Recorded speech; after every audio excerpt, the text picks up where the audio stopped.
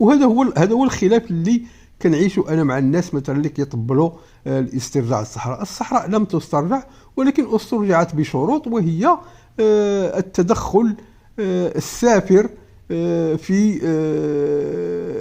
يعني في خيرات هذه المنطقة، لأن كنعرفوا أن المنطقة مشهورة ومعروفة أنها غنية أولا اللي معروف اللي كاين حاليا اللي هو الفوسفات.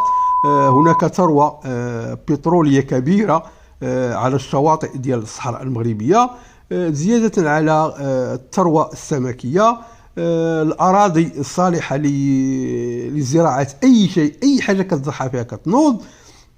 يعني غادي نشوفوا مثلا المغاربه غادي نبقاو كمتفرجين بالنسبه للناس ديال سكان الصحراء، ولا حتى المغاربه جميعا غادي نبقاو كمتفرجين، غنبقاو نتفرجوا اشنو غادي يوقع في الصحراء، وحتى واحد ما يقدر يقول شي حاجه، لان النظام العالمي الجديد الامبرياليه العالميه حاطين لنا واحد الضراكي في المغرب اللي هو النظام المغربي، لان يدفع له قسط من الخيرات اللي ديال البلاد، وهذا هو الواقع ديال المغرب. يعني انا غير بغيت نبين واحد الفكره اللي خصها توضح. يعني ماشي كنقول هنا، ما كنقول الصحراء المغربيه، ولكن تنقول ان يعني النظام المغربي لم يسترجع الصحراء، ولكن بحيث قدمت له كصفقه، وهذا هو اللي كانوا كينتظر الامبريال العالميه الجديده من قديم، كانوا كينتظروا هذه الفرصه هذه، وخاصة مع دولة الكيان والتطبيع وكذا وهذه.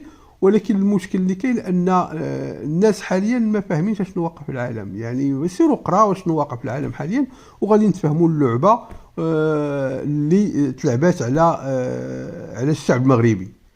ولكن المسؤول هنا ماشي الشعب المغربي، كنعرفوا الشعب المغربي لا حول ولا قوة له، الأمور ديالو كلها تسير من طرف واحد النظام اللي مفروض عليه، وهذه هي الحقيقة. وكنتمنى أنني قدمت واحد الشرح بسيط، وشكرا، وإلى فيديو آخر، والسلام عليكم.